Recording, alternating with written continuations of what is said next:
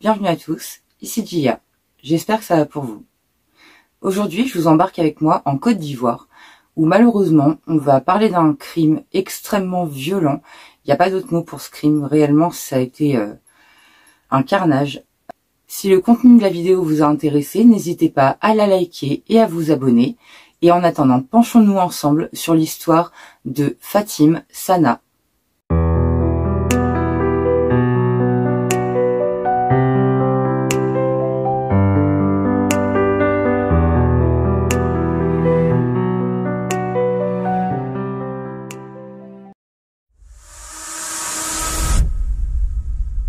Aujourd'hui, on part donc en Côte d'Ivoire, un pays qui contient 27 millions d'habitants et qui se situe en Afrique de l'Ouest.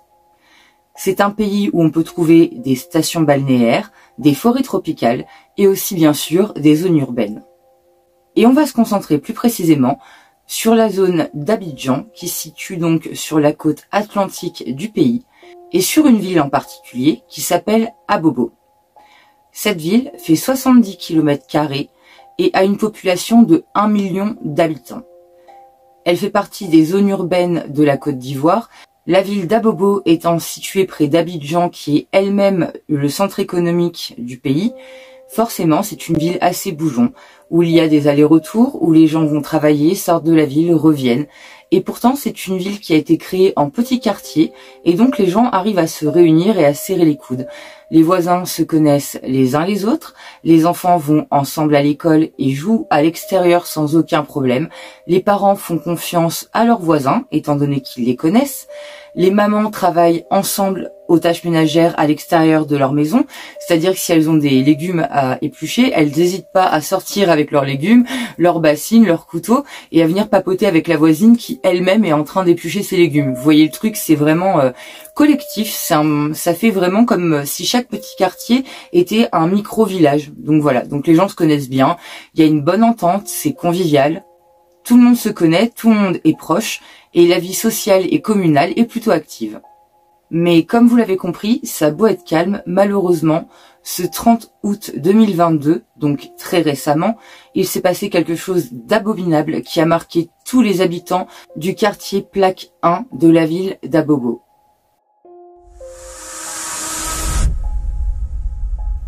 Fatoumata Sana, dit Fatim, est une femme plutôt calme et sans histoire qui est née en 1997. Elle a grandi dans une famille composée de son père, de sa mère et de ses 3 sœurs. Elle est la cadette de sa fratrie.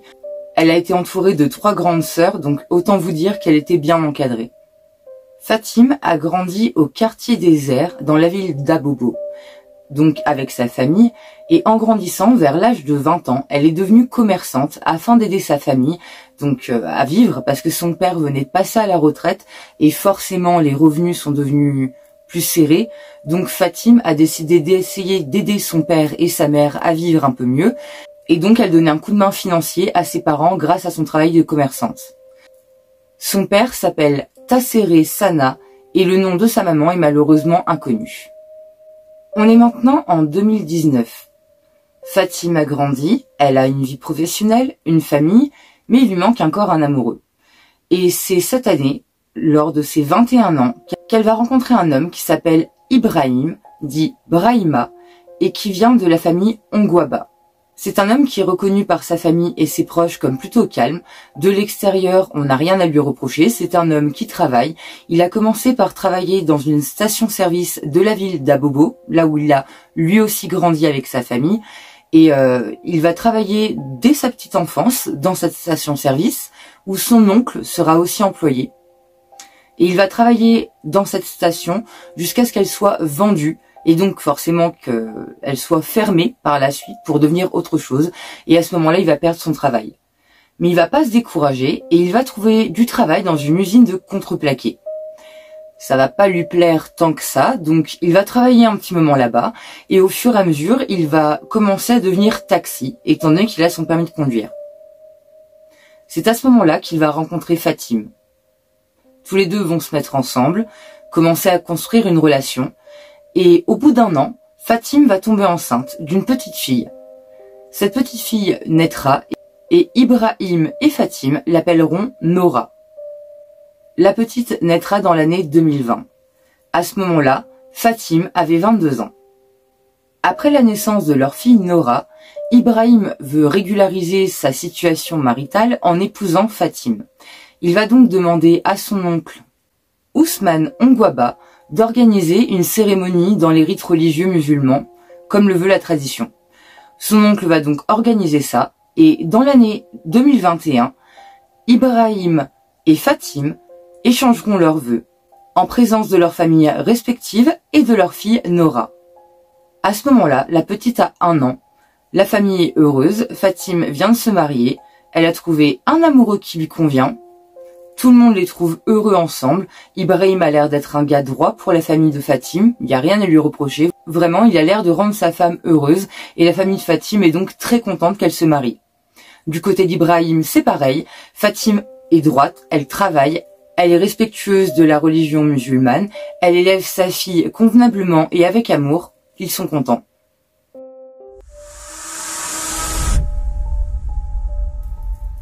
On est maintenant en 2021. Toute la petite famille réussit à se trouver un appartement dans le quartier Plaque 1 de la ville d'Abobo, dans la rue Milan. À ce moment-là, Ibrahim a réussi à mettre de côté pour pouvoir s'acheter une voiture avec un compteur et donc devenir officiellement taxi. Et c'est donc devenu son métier à ce moment-là. Il sera donc chauffeur sur la ligne communale qui relie les villes d'Abobo et de Cocody. Cocody est une ville plutôt balnéaire, donc il y a besoin de véhiculer entre ces 2 villes pour certaines personnes qui vont travailler là-bas ou qui ont des rendez-vous d'affaires là-bas, donc c'est comme ça qu'il gagne son argent. Fatim, quant à elle, aide à apporter de l'argent au sein de la famille en vendant des chips. Et en parallèle, elle a entamé une formation pour devenir aide-soignante. Comme ça, elle rapportera un salaire fixe à la maison tous les mois. Et à côté de ça, bien entendu, elle s'occupe de sa fille Nora. Elle est reconnue comme plutôt calme, joyeuse. C'est quelqu'un qui ne fait pas d'histoire, qui ne fait pas de vagues.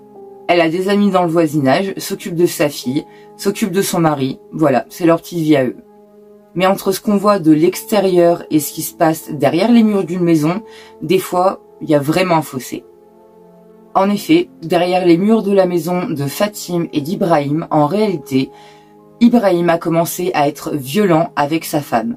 Fatim prend des coups, elle sait pas comment réagir face à ça parce qu'elle aime son mari Ibrahim, elle ne veut pas le quitter, ils viennent d'avoir un enfant ensemble, ils sont mariés, elle aimerait éviter le divorce et elle sait pas comment faire pour arrêter cette situation qui est en train de dégénérer parce que ça a commencé par quelques coups et plus le temps avançait et plus Ibrahim mettait des coups régulièrement à Fatim au point de devenir son souffre-douleur réellement. Fatim était devenu le punching ball d'Ibrahim et elle savait pas comment réagir face à ça, donc elle en a parlé à ses amies qui étaient aussi ses voisines avec lesquelles elle se retrouvait tous les jours et c'est comme ça qu'on en a su un peu plus.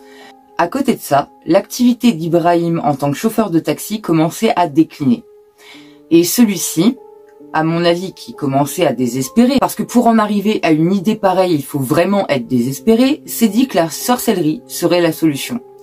Il est donc allé voir un charlatan du village d'Abobo qui lui a donné des conseils. Et cette personne qu'il est allé voir lui a demandé de ramener des organes génitaux pour un rituel de prospérité. Donc autrement dit, pour pouvoir ramener de l'argent à Ibrahim, le gars qu'il est allé voir, le charlatan, le marabout, appelez ça comme vous voulez, lui a demandé de ramener des organes génitaux féminins. Généralement, ces hommes-là s'attendent à ce que les clients aillent chercher les organes qu'on leur demande dans un cimetière. C'est ce qui est le plus commun malheureusement, mais c'est pas ce que Ibrahim va faire. Nous sommes maintenant le mardi 30 août 2022. Ce matin-là, Ibrahim est sorti de chez lui et des voisins l'ont vu dans le village avec ce fameux marabout. Ils sont allés faire les magasins et Ibrahim est allé acheter des sacs poubelles. Et ensuite, il est rentré chez lui. De son côté, à 7h du matin, Fatim est sortie de chez elle et s'est installée tranquillement devant sa maison pour manger des pommes de terre afin d'être en forme pour attaquer sa dure journée de labeur. Parce qu'entre Nora et son travail à côté de ça, plus les tâches ménagères à la maison, ça fait beaucoup à faire. Donc voilà, elle se prenait son petit déj tranquillement dehors. quand elle va voir sa voisine sortir, qui s'appelle elle aussi Fatim. Donc pour la compréhension de l'histoire, on l'appellera Fatima. Donc Fatima va venir rejoindre Fatim devant chez elle. Elles vont manger un bout ensemble, passer 1 heure en totalité ensemble, parce que Nora est en train de dormir. Alors les deux femmes vont papoter ensemble en mangeant un bout. Fatim va tresser les cheveux de Fatima. Et à un moment, Ibrahim rentrera chez lui.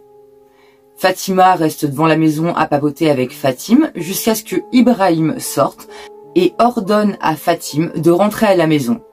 Ce que Fatim va faire. Fatim va donc laisser Fatima rentrer chez elle, elle va rentrer à la maison. Quand Ibrahim demande à Fatim de rentrer à la maison, il est à peu près 8 heures. Vers 8h20, un cri strident va être entendu à l'intérieur de la maison d'Ibrahim et de Fatim. Fatima, la voisine qui était avec Fatim juste avant, va entendre le cri et va alerter Mamadou Traoré, qui va donc venir voir Fatima et lui demander ce qui se passe. Fatima va lui expliquer qu'elle vient d'entendre un cri strident chez le couple Fatim et Ibrahim et qu'après il n'y a eu plus aucun bruit d'un coup. Donc elle commence à s'inquiéter parce qu'elle était au courant des violences d'Ibrahim, vu que Fatim lui en avait parlé. Donc elle va dire à Mamadou, écoute, je m'inquiète, est-ce que tu peux aller voir? Elle, en tant que femme, elle n'est pas censée y aller, elle est censée demander à un homme, donc c'est ce qu'elle fait.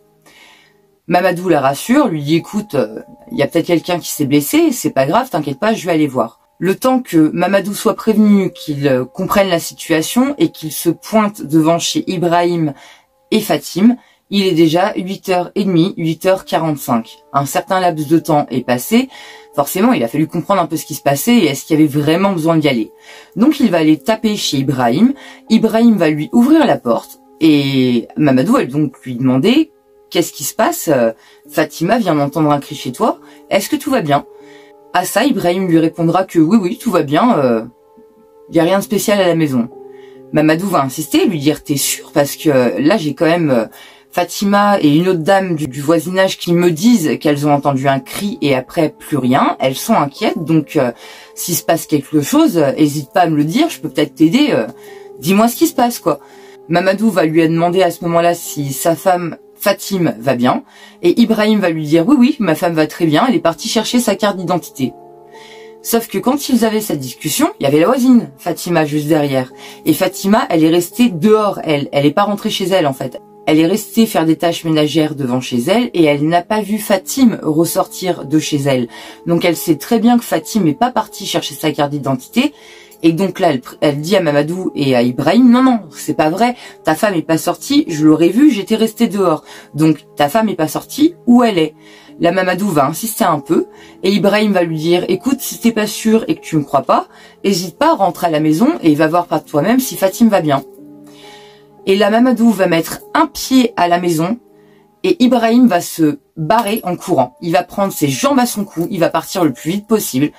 Et forcément, quand les gens vont voir ça, ils ont compris qu'il y avait un problème. Donc, il y a une femme et un homme du voisinage qui vont se mettre à courir après Ibrahim, dans la ville d'Abobo, quand un homme du village qui revenait de faire ses courses, qui s'appelle Kouakou Bresque, va voir donc cette scène avec 2 personnes en train de cavaler après un homme. Il va comprendre qu'il y a quelque chose qui cloche, il va donner son sac de courses à sa voisine et il va essayer d'intercepter Ibrahim.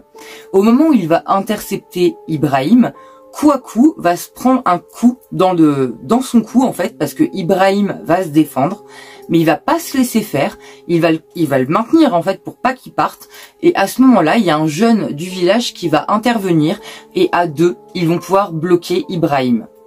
Après ça, forcément, il y a tout le monde qui se rameute, les 2 voisins qui couraient après Ibrahim, le village qui vient voir ce qui se passe, et pendant ce temps-là, l'homme qui est venu voir si Fatim allait bien, donc Mamadou, va rentrer dans la maison. Et ce qu'il va voir va lui retourner le cœur. À son entrée dans l'appartement de 2 pièces d'Ibrahim et de Fatim, Mamadou va découvrir ce qu'il reste du corps de Fatim près du lit conjugal de la maison. Fatim est à terre et quand Mamadou va découvrir l'état du corps, il va ressortir aussitôt. En réalité, ce qu'il va voir, c'est seulement un tronc à terre et des sacs poubelles dans la pièce, car en réalité, Fatim a été décapitée, on lui a découpé les bras et les jambes. Et tout ce qu'il reste donc d'elle et un tronc. Quand Mamadou va voir ça, il va être horrifié, il va ressortir immédiatement de la maison. Un autre voisin, Rudolf Lewis Akupo, dira que c'était une scène d'une violence sans nom, qu'il ne restait qu'un tronc et que tous les membres avaient été détachés du corps. Il y avait du sang de partout. C'était une véritable scène d'horreur.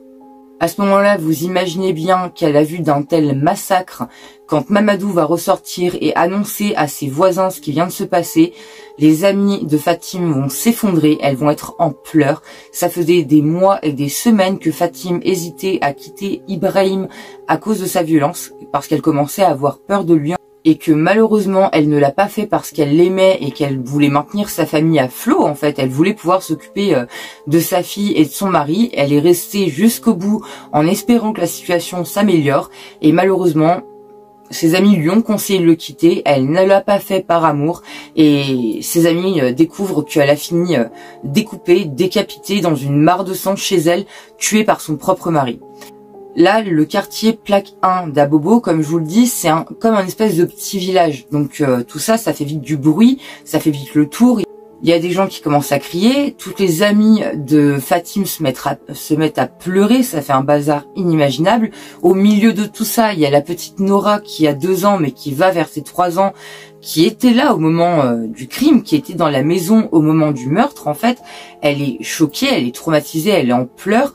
Sur le coup, c'est comme ça qu'on l'a retrouvée, mais vous verrez sur les images que en réalité elle est plutôt choquée. Comme on le voit, elle est presque sans réaction, elle comprend pas trop ce qui se passe. J'ai l'impression elle est toute petite, on l'a vite pris et sorti de la maison pour la protéger, pour pas qu'elle voie sa maman dans un état pareil. Mais on voit bien sur les images que la petite est ailleurs, elle se rend pas vraiment compte de ce qui se passe, la pauvre.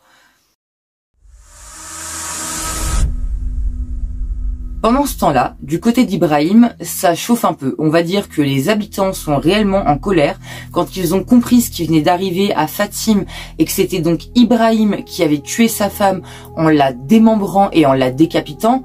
Ils ont réellement pété un câble. La fureur a pris le dessus après le choc et ils ont commencé à le frapper.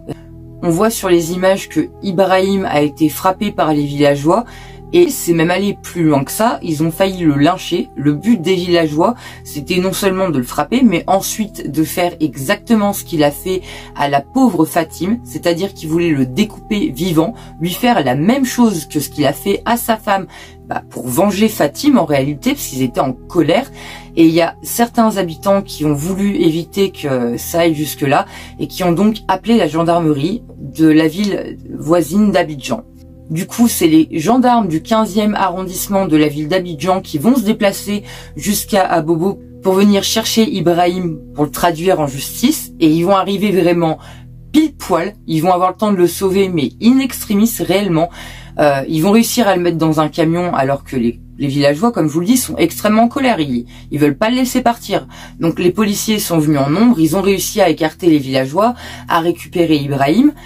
Et en même temps que la gendarmerie du 15e arrondissement, il y a la police scientifique qui va venir sur les lieux pour étudier la scène de crime et récupérer le corps de la pauvre Fatime pour pouvoir passer des examens un peu plus approfondis avec un médecin légiste et voir ce qui s'est passé, même si à ce moment-là, tout le monde s'en doute un peu, il n'y a pas trop de preuves cachées, on va dire.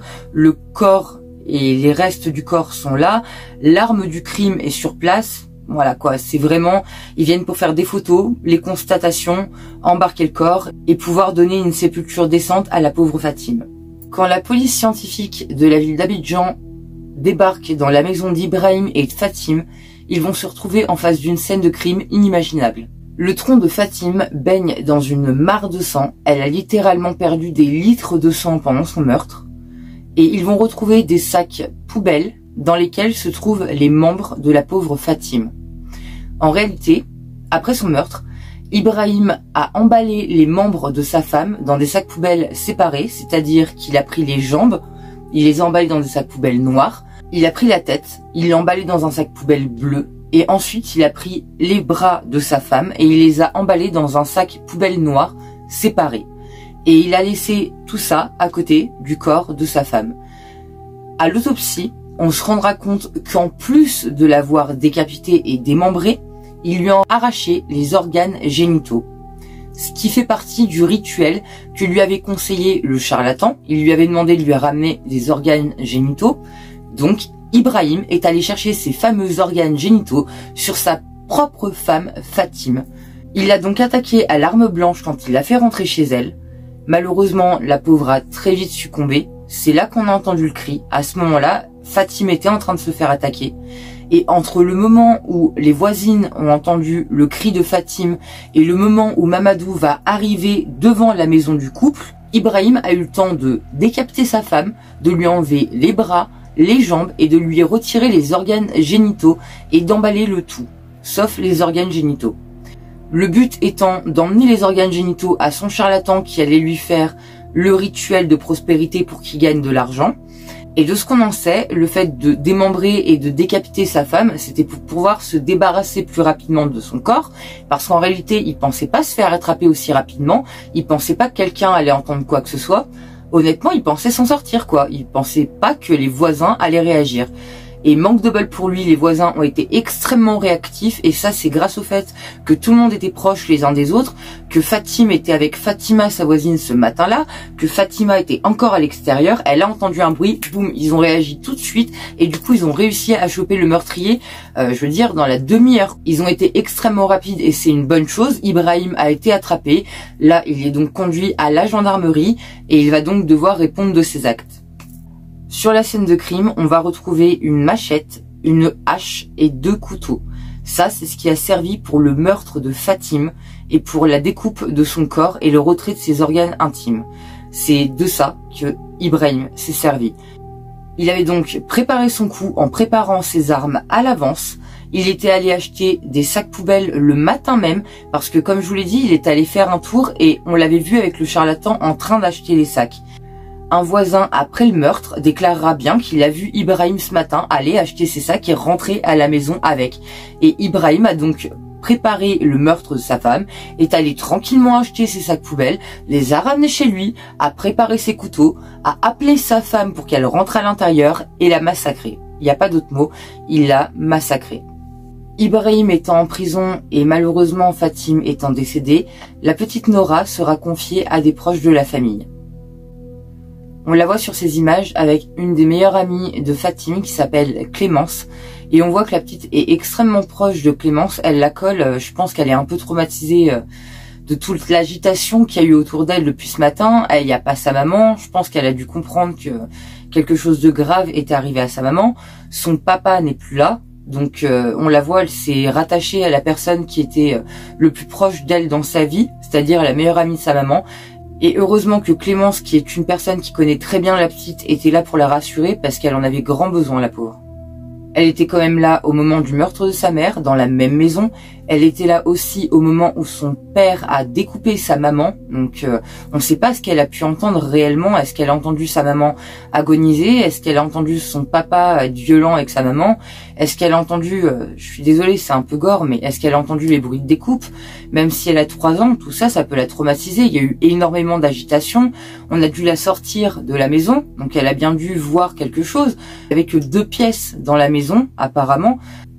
Donc je me demande bien où était la petite au moment du meurtre. Ce qu'on sait par contre, c'est que la petite, quand le voisin, donc Mamadou, est venu à la porte, la petite était en train de pleurer derrière. Donc elle était bel et bien présente dans la maison à ce moment-là, et à mon avis elle a dû voir quelque chose, sinon elle se serait pas mise à pleurer avant même qu'un voisin vienne la récupérer. Étant donné que Ibrahim a assez vite avoué qu'il avait fait ça pour de l'argent, comme il l'avait dit, par du satanisme, il va être vite jugé par tous ses voisins et certainement par la justice. Pour l'instant, on n'en est pas encore au procès, on ne sait pas ce qu'il aura comme peine, parce que comme je vous l'ai dit, ça s'est passé en août 2022, donc c'est extrêmement récent. Donc là, pour l'instant, Ibrahim est en prison, il attend son procès. Et par contre, l'opinion publique, elle est sûre de ce qui s'est passé. Je veux dire, on a vu Ibrahim avec un gars qui faisait du satanisme. Quand Ibrahim a été arrêté, avant même que les gendarmes arrivent, quand les habitants lui ont demandé « Mais pourquoi t'as fait un truc aussi ignoble à ta femme ?» Il a dit aux habitants « Pour de l'argent, j'ai fait un truc de magie. » Donc voilà, les habitants savent ce qui s'est passé. Malheureusement, il n'y a pas grand-chose à dire de plus. Ibrahim, croyant à la sorcellerie, il est allé voir un charlatan qui lui a dit « Ramène-moi des organes ». Il a pris ceux de sa femme et voilà. Donc là maintenant il est en prison, c'est une bonne chose, mais en attendant les voisins sont toujours pas calmés. Pour arriver à sortir Ibrahim de là où s'est passé le meurtre, là où ils sont venus le récupérer, les gendarmes ont dû faire usage de gaz lacrymogène parce que, comme je vous l'ai dit, les habitants étaient tellement remontés qu'ils ne voulaient pas laisser partir Ibrahim.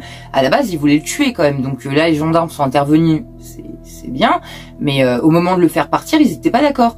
Du coup, ils ont bloqué le convoi des gendarmes et la seule option qu'ont eu les gendarmes pour faire dégager tout le monde et arriver à sortir Ibrahim pour pouvoir l'emmener se présenter devant la justice, ça a été de les bomber à grands coups de lacrymo parce que les gens voulaient pas partir.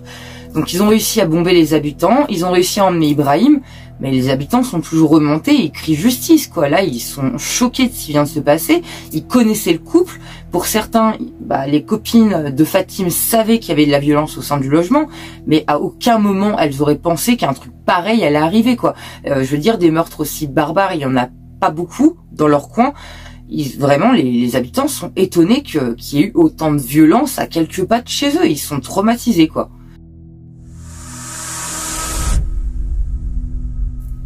L'imam d'Abobo, qui connaît les familles de la victime comme du tueur, dira « C'est inexplicable, on ne peut pas imaginer qu'un être humain soit capable de faire ça à la mère de son propre enfant. Il faut être un animal pour pouvoir faire ça, c'est vraiment ignoble. Mais comme nous sommes croyants, nous allons nous en remettre à Dieu. » L'oncle d'Ibrahim, Ongwaba Ousmane, malgré la peur des représailles, ira demander pardon à la famille de Fatim. Il se sent extrêmement responsable, il a organisé le mariage de Fatim et Ibrahim, il pensait vraiment que son neveu, donc Ibrahim, était quelqu'un de bien et que Fatim allait être heureuse avec lui.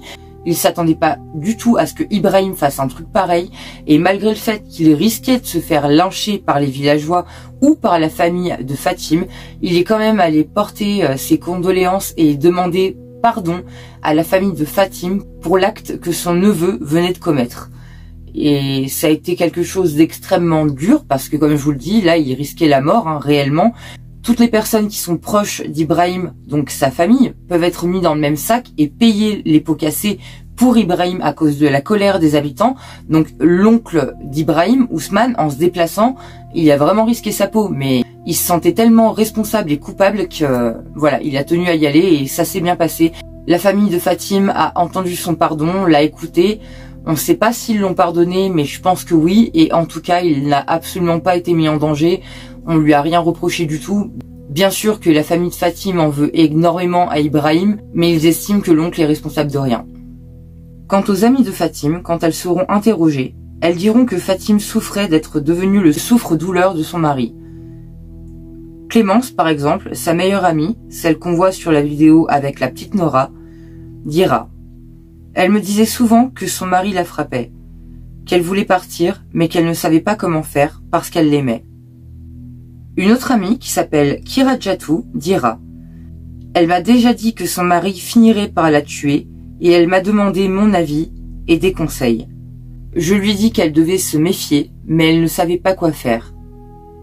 L'imam de la ville d'Abobo, Saïd Fofana, qui est donc l'imam qui connaît la famille de la victime et du tueur, sera l'imam qui va préparer le corps de Fatim pour son inhumation. Il dira que tous les morceaux ont bien été retrouvés et remis à leur place pour que les rituels musulmans soient effectués correctement. Fatim sera enterrée le 6 septembre 2022 dans le cimetière communal de la ville d'Abobo.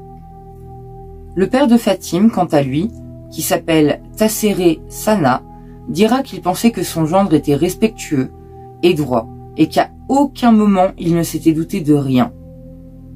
Il dira: mais derrière son visage d'ange, il y avait un démon, et il m'a pris ma fille.